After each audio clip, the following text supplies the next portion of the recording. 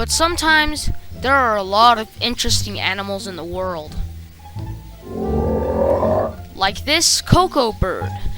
Well, they act just like humans. Remember, they watch TV and drive a car. Those are some examples. They're gonna show you today how I order my food after my drive. Let's get to ordering. Goedenavond, customer. Hello, can I have one hamburger and one cola? Ja, dat was het. That's it. Het gaat erbij. Okay, thank you. Wow, that was pretty easy. So, they eat like most birds. You know, it's disgusting. They can even play video games. It is pretty weird how they can do a lot of things without legs or arms. Or can even see where they're going without eyes.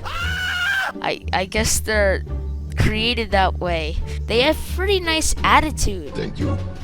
Coco birds can even act like a frog.